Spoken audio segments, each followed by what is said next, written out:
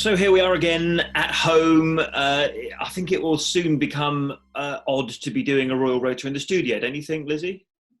Yeah, I think it's going to be a long time before we get back to normal. So this is going to have to become a new Yes. normal for now. As the chief medical officer here in the UK said, don't expect anything remotely like normal coming up anytime soon. So I think we'll just have to get used to this. So welcome to the Royal Rota. Thanks for continuing to watch on YouTube, to subscribe and listen on whatever podcast platform you're listening on. And actually, here we were thinking, would there be any royal news during this COVID-19 pandemic? And the answer is, yeah, quite a lot. Yeah, I think we've said this on various Royal Rotas that we've done, that we wondered if we'd be able to keep this going during the coronavirus pandemic, but they have definitely kept us busy. And I think they, like a lot of us, have found this sort of new way of working, doing virtual engagements, sending messages, putting out new bits of video. So yeah, I think they're still keeping us busy. They're having the same brainstorming meetings that we're all having. Like, how on earth can you still continue to do work in this new environment in which we're all working in?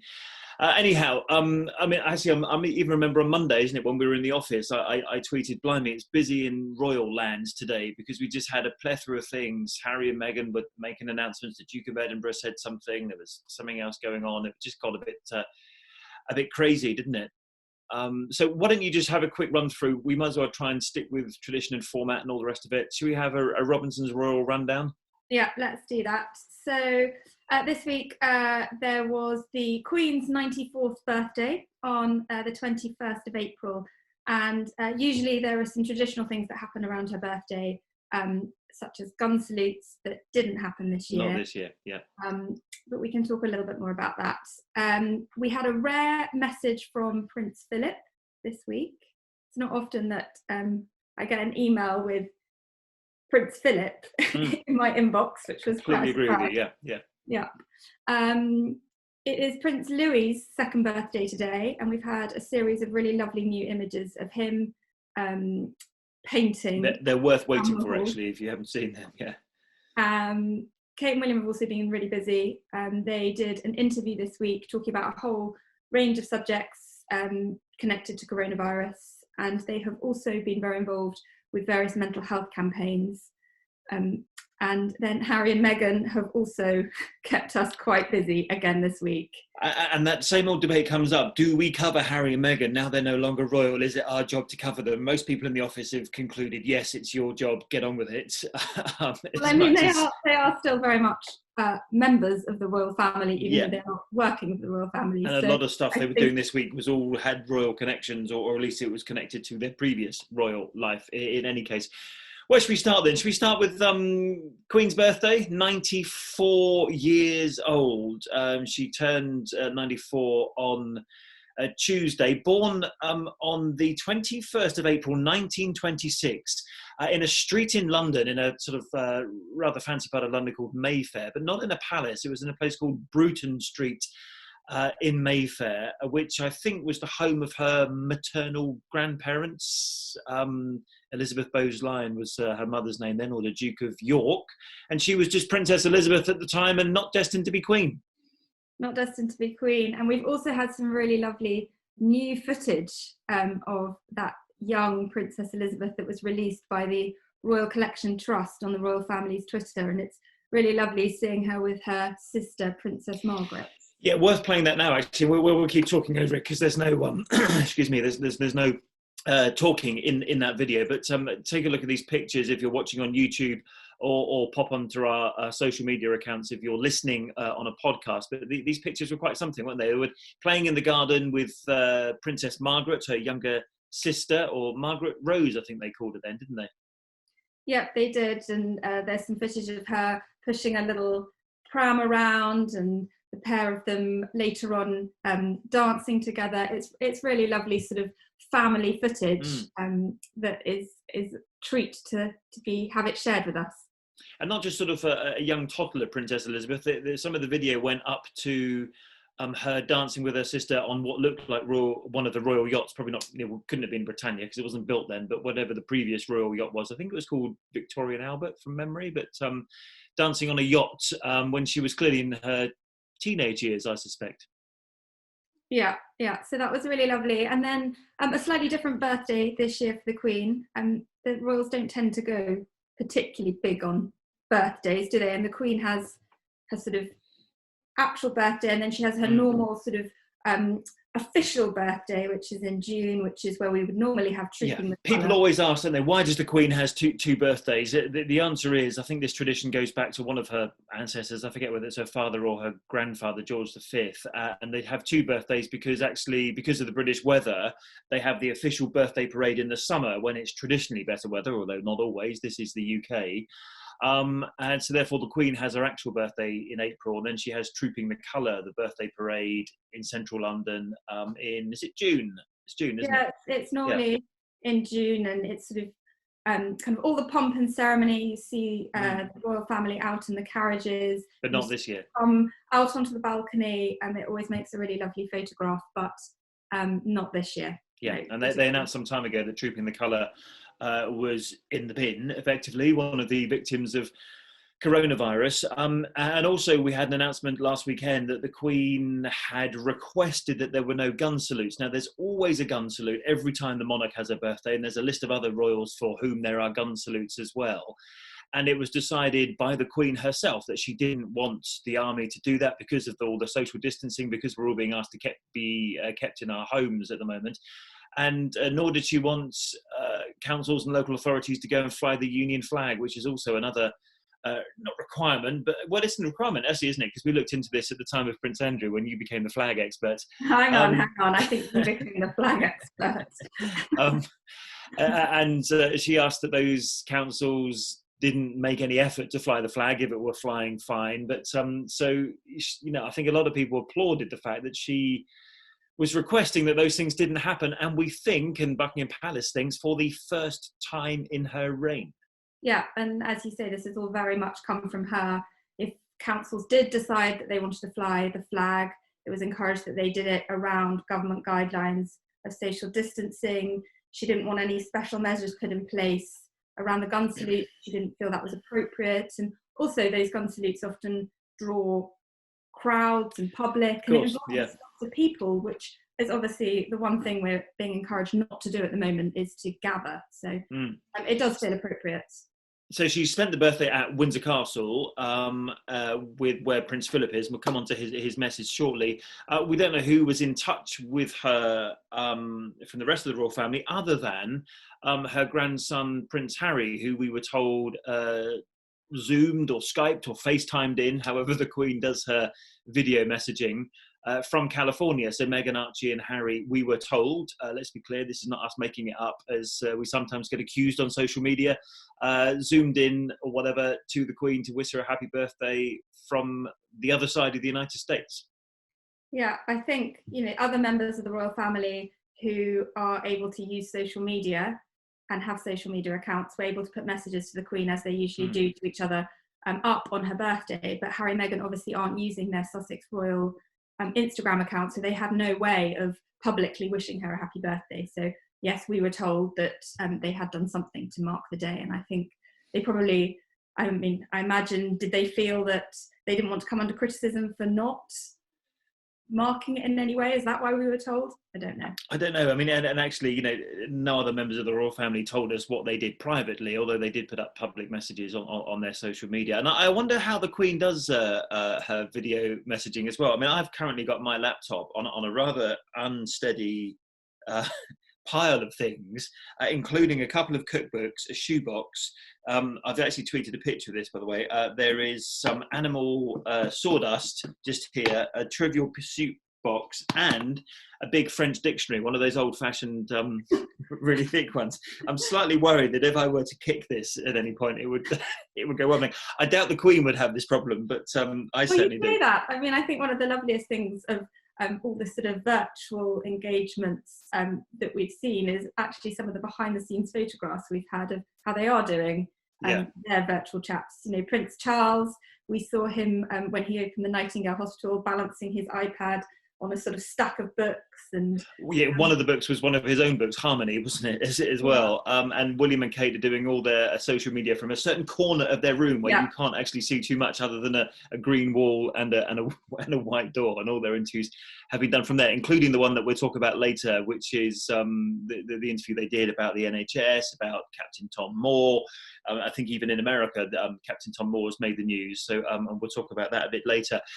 This was quite interesting, wasn't it, in the week, if you can see that, a message from the Duke of Edinburgh. And in the whole time I've been doing this job, which is around about 3 years now, since his retirement, I don't think we've had an official statement from his office. We've had things from the Queen, particularly around the time of the car crash, etc. But never have I seen one of these in the time that I've been doing this job.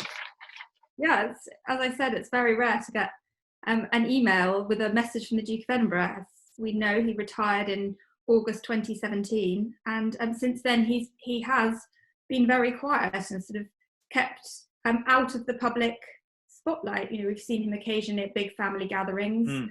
But no, we haven't had any messages from him. Also, amid all the reports that he hasn't been particularly well, and that he's 98 years old. He'll be 99 in the summer, and he's currently at Windsor with the Queen. It was clear that he's recognising, what's going on, however frail he might be, as you would expect people to be at 98.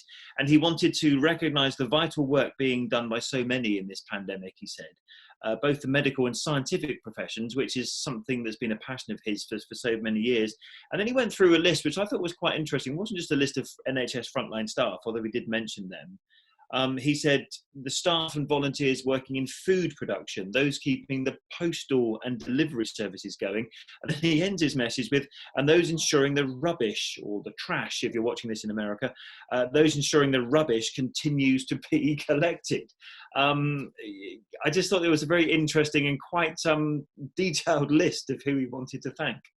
Yeah, I think he's recognising, we've obviously all recognised the work that the frontline workers are doing day in, day out, putting their lives at risk. But there's also this sort of infrastructure of people in the UK that are also key workers that are keeping Britain ticking at the moment. And whether that's from people in food production, distribution, or the postal service, or rubbish collection, that allows life to continue in some sense. And I think he was recognising that. And he's also still affiliated with 750 organisations, which is incredible for somebody that is 98 and retired.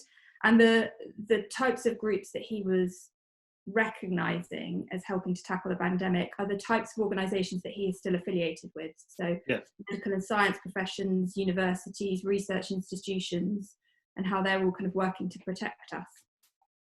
Let's have a little chat about William and Kate this week, because they did an interview in which they also praised NHS frontline staff. They spoke also about the mental health challenges of the lockdown and being isolated.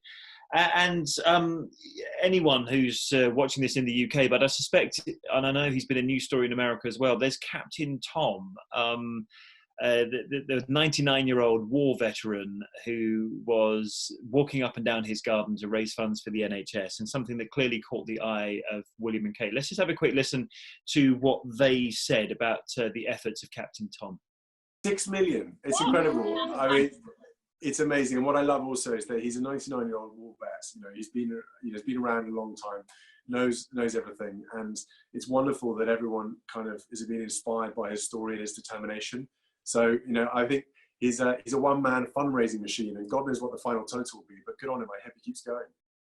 Now, we learned some interesting things from that interview. Not much about the house we've just discussed. You don't get to see the green wall and the white door. But we also learned that they told their kids that it was still school time, and even though it was Easter holidays in much of the world, and people might have expected some time off, they kept giving their kids schoolwork and kept giving them that routine. Yeah, the Duchess of Cambridge said, "Don't tell the children. We've actually kept it going through the holidays. I feel very mean. It's just having that bit of structure, which I think lots of people can probably understand, that keeping structure, giving their children something to do, keeping them busy is keeping life happier for everybody. I mean, I don't know how well Prince George can read. He's 7 now, and in what, year 2 at school, I think. So if he were able to read anything online or any newspaper articles or watch any social media, then clearly the game had been given away. And or maybe he'd spoken to his friends and said, "How much work have you been doing in the school holidays?" And they said, "Oh, none at all." Because, anyway, I thought that was quite interesting. And also they spoke about how concerned they'd been or William spoke about how concerned he'd been for his father, Prince Charles, when he got coronavirus, and how the family have also been keeping in touch, as we said earlier, by video conferencing. Yeah, Prince William was saying how kind of at first he was concerned, and how his father is at the age of somebody who fits a sort of risky 72 risky profile, which he does. But he said that the thing he thought his father found hardest was having to stop. As we all know, Prince Charles needs to keep incredibly busy and works incredibly hard.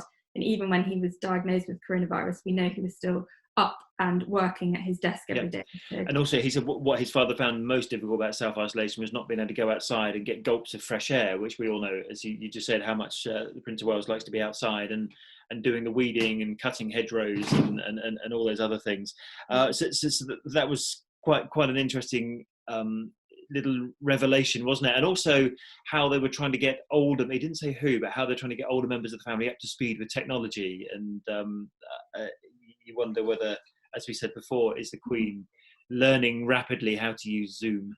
Yeah, they did say things on the sort of video calls with family, that how the family have enjoyed staying in touch with them, and vice versa. But they did say it gets a little bit hectic with a 2-year-old who often wants to take the phone away and likes pressing the red button. So I think people can and talking of the 2-year-old, it's his birthday. Well, today, as we record this particular episode, 2 years old is Prince Louis. So 2 years ago, we were standing outside the Lindo wing of St Mary's Hospital near Paddington in London. That seems like some time ago, doesn't it? A lot has happened in that time. When Kate came out holding Louis, and I remember William and brought George and Charlotte in to see the brother, and there were the crowds and the photographers. It's my only experience, actually our only experience of that, because we didn't do Charlotte's birth or George's birth, did we? And obviously Harry and Meghan's was very different. Yeah, and that the atmosphere there that day was, I mean, we got the announcement that Kate had gone in the morning, and she'd left with Prince Louis that afternoon, but there was a real buzz and excitement there that day, and the banks of photographers and film crews that came to capture that moment of them leaving. As well as the debate about whether we should be expecting new mothers to be parading their babies on the afternoon of giving birth. And that was a debate that reignited around the time of Harry and Meghan's baby arrival, when Archie was born. But now that he's 2, we got some pictures that Kate had taken herself. Now, I mean, I thought quite clever this. I was thinking this morning, did they plan this? Because they must have done, because you've got some amazing cute pictures of Louis, his hands covered in rainbow paint as he's doing his own sort of 2-year-old tribute to NHS frontline workers. For anyone who doesn't know, the rainbow symbol has become something that people are putting up in their windows to support those in the NHS. And I thought it was quite a clever way of Kensington Palace of doing that. Yeah, I mean, the photos are really sweet. He's covered in paint, but the ones that we got last night, he looked immaculate. I mean, his hands were his hands were the only thing covered in paint. And then there was a new one that they put up this morning. It was immaculate. Yeah. And then this morning we had a Instagram versus reality from Kensington Palace, and which is most people's lives, isn't it? There's the Instagram life where everything's perfect and blue and filtered, and then there's the real life, which is he probably had a few rows about getting this picture done and a few tantrums, and there was probably a lot of mess created. So I thought that was quite sporting of them to admit that their life might not be as perfect as some of their Instagram pictures. I don't know how he managed suggest. to keep his shirt quite so clean, though. I mean, he's absolutely covered in paint, but this shirt remains immaculate. Well, maybe there are other pictures on that, as we used to say in the old day, on the roll of film that have got those kind of pictures on them. But obviously, therefore, Louis was supporting the NHS in his own sort of 2-year-old way. But William and Kate also spoke, didn't they, about supporting the NHS? Yeah, so this week, Kate and William have supported a new mental health project, which is sort of bringing leading mental health charities together to provide support to those working on the front line. And that project is called Our Frontline, and the Royal Foundation has joined up with Mind, Samaritans, Shout and Hospice UK. And William said that he and Kate will do all they can to support this new project with its work, and it will be their top priority for the months ahead. So listen, shall we, to what William and Kate said about that and the NHS workers as well, that they. Yeah, I mean the clip that we're going to hear is sort of them speaking more widely about mental health, but not specifically about this project. We got a lot of feedback from the NHS and from others that people were accessing the online plan, and so we felt very strongly that, you know, now more than ever, this was a vital tool and a vital service that people could easily access at home, to guide them and give them just some very basic tips to mind their mental health, to mind their well-being through this process. And I think, again, staying connected, staying positive, and being able to talk to friends and family is so crucial.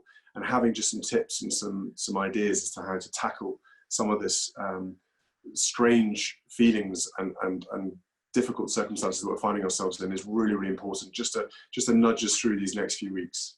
In many of these cases, you know, obviously NHS workers, frontline workers, are used to dealing, sadly, with very sad situations, death and things like that. But I think the scale and the speed of what's going on in hospitals, bear in mind also the isolation, a lot of these patients are sadly dying with no family members around them. And I think for the NHS frontline workers, that is very difficult, because they are there right next to the bedside, you know, looking after and caring for each and every patient who's in a critical condition.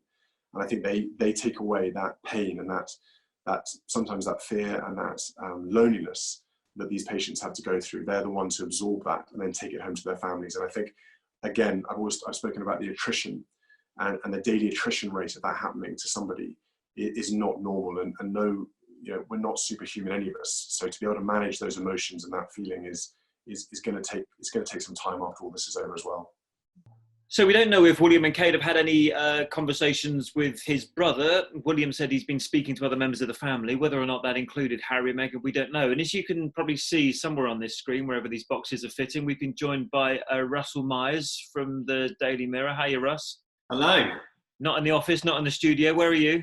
I am in my kitchen, which I've been nice. for very many weeks now, it seems. But, you know, I think it's going to carry on for a few weeks longer, so I better get used to it. Yeah, weren't you telling me just now that you think your office is going to be shut for weeks and weeks and weeks? I think so. I think we work in Canary Wharf, which has obviously got many thousands of people working in it, and the whole place has been like a ghost town. It's been something like out of 28 days later.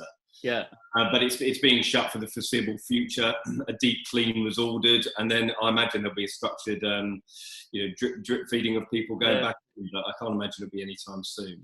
And the difference for us is where we work in TV, we've still got people in studios and offices where when me and Lizzie do go in, as we did on Monday to cover the Harry and Meghan story, as we're just about to talk about, we all have to sit in like different desks 2 meters apart all around the room. But it's difficult, isn't it, in the office to try and maintain that distance? Yeah, everyone's operating under new circumstances at the moment, aren't they? And I think we're going to have to get used to it if the scientists are to be believed right about now, all over daily life. So, And Lizzie, you always grab your desk before I get there. In other words, you get into work before me, which means I can't use my desk because it's next to yours, so I have to go and sit in someone else's. I don't believe it. We sit next to each other, but funnily enough, I'm always in ahead of you, so I get to sit at my desk. That's because I'm always working so hard from home. And it means I then have to log in on someone else's computer and then reinstall the printers, and it takes years to log on because it's never known me before. But meanwhile, Lizzie's working away at her desk. I'm not sure this is what people have signed up for. Anyway, or computer woes. Shall we talk about the royals then instead? Yes. Let's do. Fine. So Russ, you are one of the journalists, as we found out on Monday when we got given a letter from Harry and Meghan's new office, not the Buckingham Palace office, but the new operation, that they ain't going to deal with people like you anymore. That must have come as a massive shock to you. Well, it seems as though our organisation is certainly on one of the organisations that have been put forward as part of the letter, but they've set their stall out, haven't they? I mean, I wasn't too surprised. I think we saw some of this coming from them at their at the Africa tour last September. So the timing of it is surprising. I mean, I think that's something that has been a fair criticism that has been labelled on them, that we're in the midst of a global pandemic. There's an awful lot of other important issues going on around the globe at the moment, and they sought to draw a line in the sand before this big court case that's coming up. Yeah, and we'll talk about the timing in a minute, because I think that is quite interesting. And certainly if you look at, some social media responses, it wasn't entirely positive, shall we say, in terms of the timing. But I spoke to a colleague of yours who works for one of the other banned publications, I won't name who, and they said, look, I was working on the assumption that they weren't talking to us in any case, so this came as no surprise to me at all.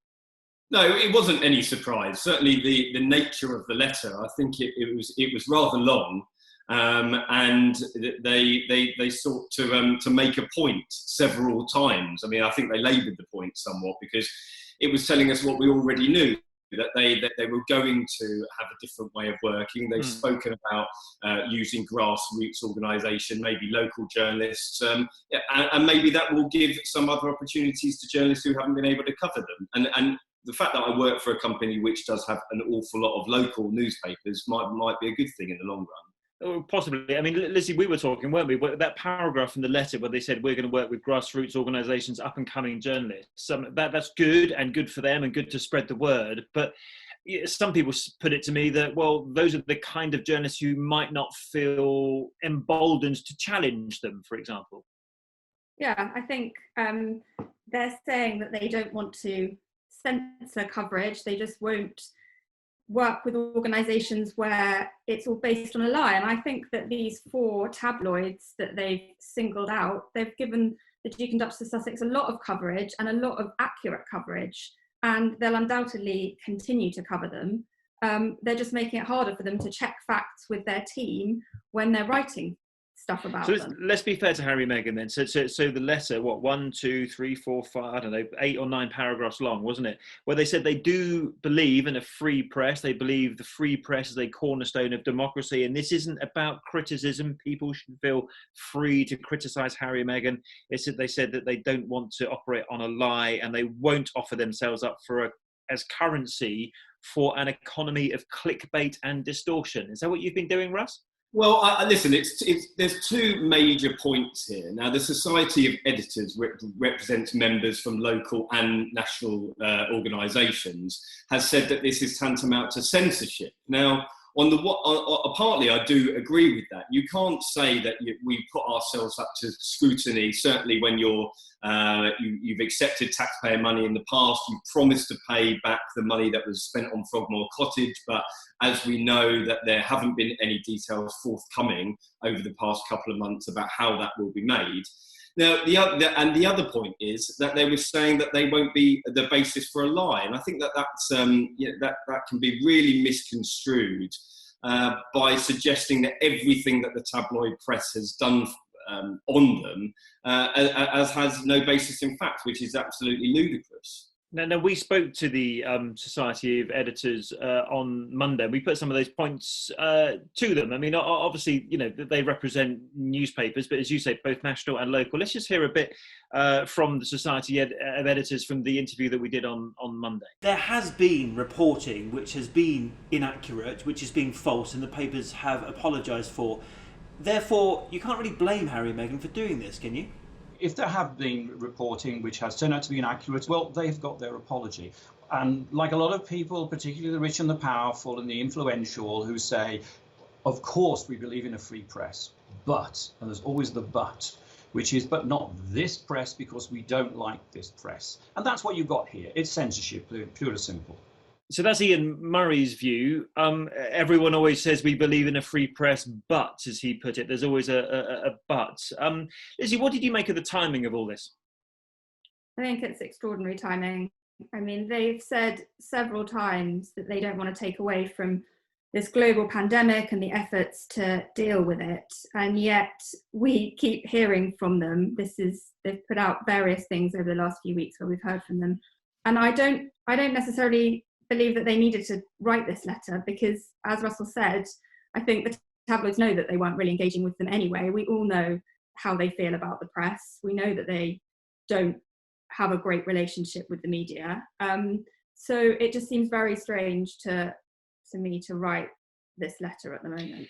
They did explain, didn't they, that they didn't want to detract from the COVID-19 pandemic, which actually in California is just as much of a crisis as it is for us in the UK or Italy or anywhere else. And actually the pictures we haven't run, I don't know whether you have, Russell, them with their sort of face masks on in California. They said that they were almost forced to do it this week because of the impending court case that Megan's got coming up against the Mail on Sunday over the letter she sent to her father, etc., etc. What did you make of the timing, Ross? Well, again, this notion of them keep being forced to do things is a bit of an issue. There was a story in the Daily Telegraph which revealed that their new charitable endeavour was going to be called Archwell. Now, the Telegraph deemed one of the friendly press, which is what the spokespeople are calling them. They deal with Bryony Gordon quite a lot, don't they? The Telegraph, who Harry did a podcast with. And that's fair enough. Yeah. No one's arguing about it. Everyone's got contacts. But Telegraph went to them, asked them about it. Now, the issue is that they said, we felt compelled to come forward with the story of how we created Archwell.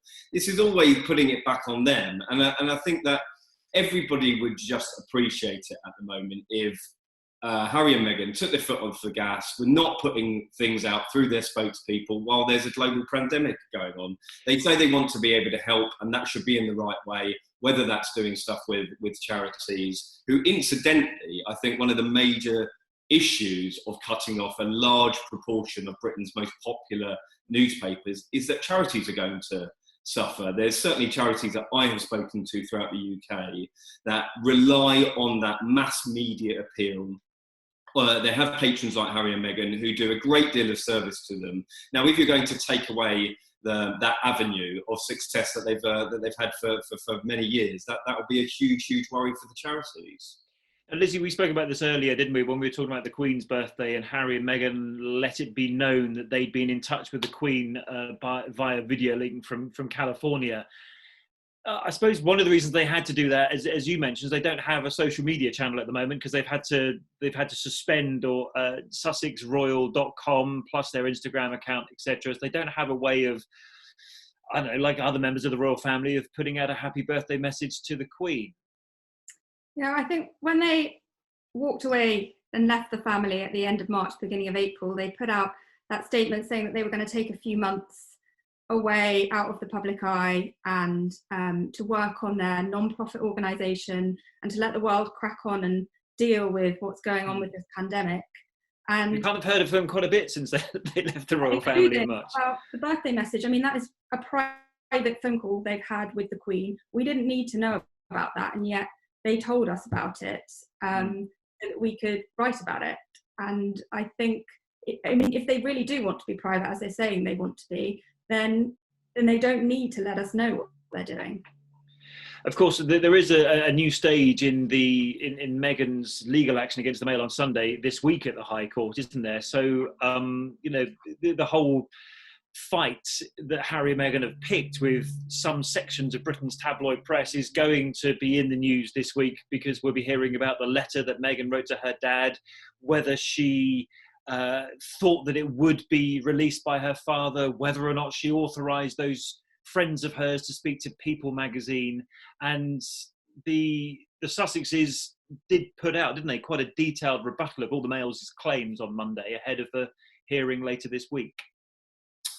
Yeah, I mean, there's so many layers to it, and every part of it is absolutely fascinating. And if we weren't in the midst of a global crisis, you would have seen this over every splash of every newspaper, potentially right at the top of all the bulletins. And it will be absolutely fascinating to see how far this goes. Now, one of the main issues is the relationship between Harry and Thomas Markle, and how they had tried to advise him. I mean, they've said that in part. That was quite interesting. I've just got the thing here, Russ. I mean, it was the submission to the High Court, and actually it was what is it, in paragraph 14 or whatever it was some very detailed text messages, which ordinarily we wouldn't get to find out about private text messages between a member of the royal family and his father-in-law to be, as Thomas Markle was in the week before the wedding. But it's that section there that's particularly interesting. Do you have it in front of you, Lizzie?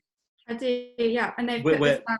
Yeah, so this is a couple of days before the wedding, where Prince Harry wrote a message to Tom because they've been trying to get hold of him. And I suppose some of the interesting stuff was the first Meghan, his daughter, had heard about Thomas Markle's heart attack, according to this submission at least, was from the website TMZ in America.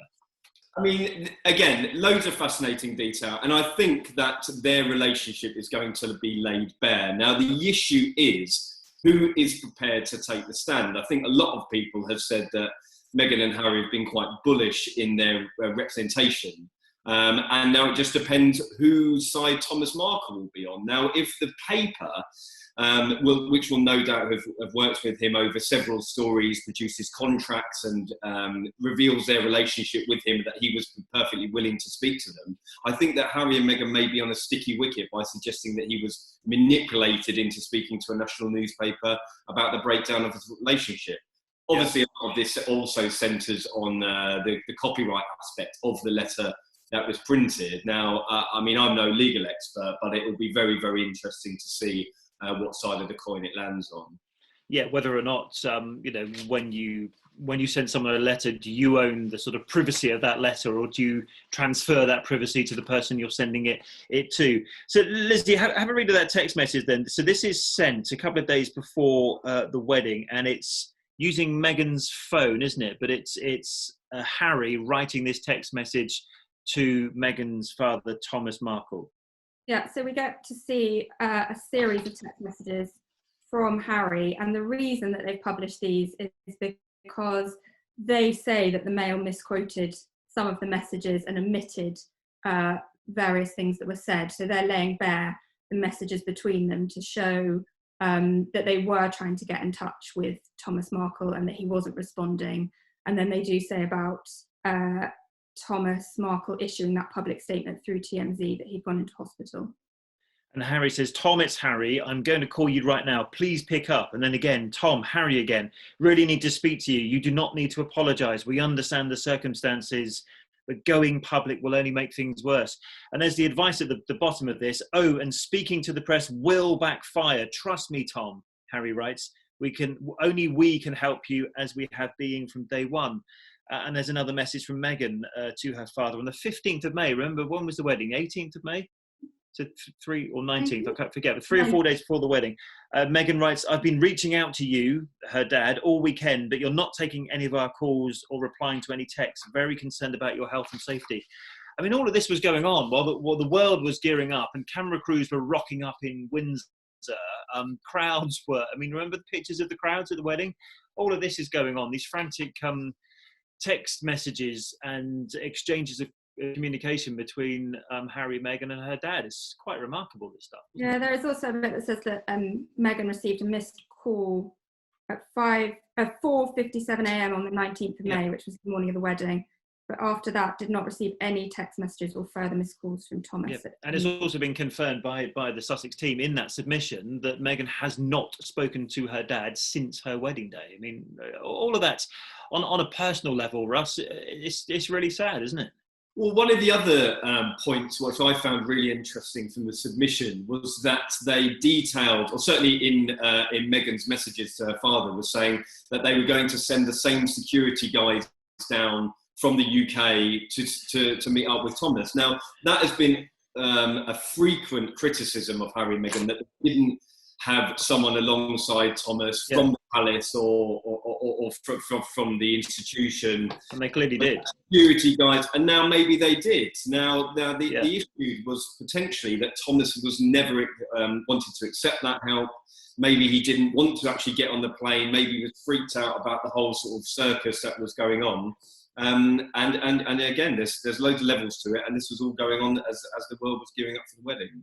Yeah, quite so. I mean, there's so, as you say, so many levels in there, and a lot more will come out, of course, when this court case progresses. Who knows how it'll end? But I suppose we need to put the Mail on Sunday's point here, which is they claim that the letter, publishing the letter, was in the public interest because Meghan is a member of the royal family. Therefore, there's lots of focus and public interest in them and what they do. And they claim that if Meghan had authorised people to speak, her friends to speak to People magazine, then, you know, they were just equally as justified in publishing this letter. That's certainly the view of the newspaper in their defence. But this admission from Meghan makes clear they say that she didn't know about the People magazine interview and she didn't authorise her friends to talk about the letter. And if she'd known that they were going to speak about it, she would have asked them not to. That's going to be very hard to prove, though, isn't it, Russ? Yeah, again, there's a couple of other points that Meghan is suggesting that she will lay bare how royal finances are structured.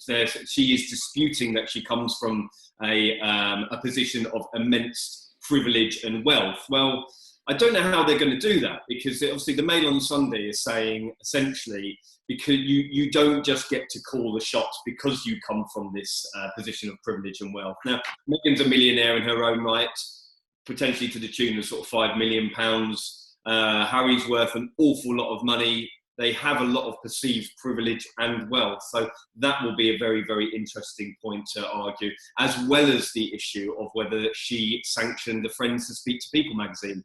I don't quite know the terms in the UK, but could you have a situation where those friends are subpoenaed, made to come to court to give evidence? No, she never authorised us. Yeah, exactly. It's going to be very difficult to prove. It's a tittle-tale, isn't it?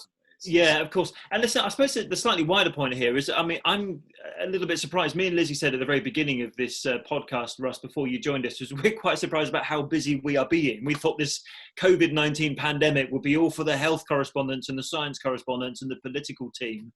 I'm just quite surprised about how busy it is in royal land.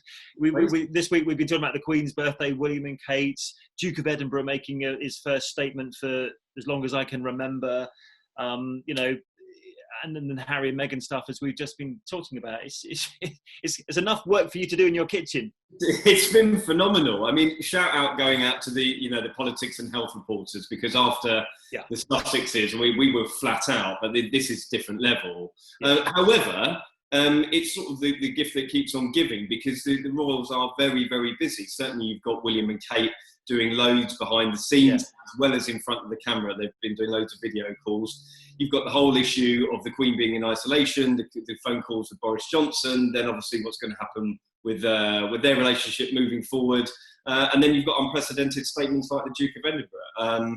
One thing that must be said, I think, after the sort of the circus of the issues revolving around Harry and Meghan, the Queen and the rest of the royal family have shown what it actually takes to be duty bound to the people, and just putting themselves out there constantly. It's worked a masterstroke for them. Yeah, I suppose in many ways they kind of have to keep themselves relevant. I mean, the royal family only exists on the basis of the will of the people, effectively, and without the public support, it doesn't get to continue. And I wonder, Lizzie, I get the impression they're making a real effort, despite the physical restrictions that we're all working under. They really are just trying to do whatever they can to make themselves relevant, to support their charities. I noticed even on Twitter before we came on here, there was a sort of private message that she sent to one of her charities that they've, released a letter, etc. That they're working as hard as they can to keep themselves relevant and useful, I suppose, as well. Yeah, I think we were saying at the beginning of this how, we've all kind of had to learn how to work in a different way. And I think for the royal family, they too are learning how to sort of adjust to this new world we're living in. But they have all thrown themselves into doing whatever they can to support everyone going through this pandemic, whether it's frontline staff or, the key workers keeping the infrastructure of the country together. They are really trying to sort of do, what the royal family does best, whether that's, lifting people up or putting out key messages or opening buildings. Yeah, and the peak of which came with the Queen's message to the nation, her fifth one or fourth one in terms of times of tragedy in her entire reign. Russ, if you were to hold up your hands right now, would you have sort of rainbow paint across them like Prince Louis did? I did this. That's the I thought that was rather sweet, and it's a PR masterstroke by getting, wasn't it? Yeah. Out to clap the NHS and workers, to clap for our carers, which has become sort of a national institution now, hasn't it? Just like when they did the clap for carers in the first week in the garden, I thought all of those things have been a PR masterstroke, haven't they? Listen, it's been great having you joining us, even remotely. We look forward to sharing some beverage of some description in the near future. Who knows when that will be. Thanks for joining us from your kitchen. Lizzie, thanks for joining us.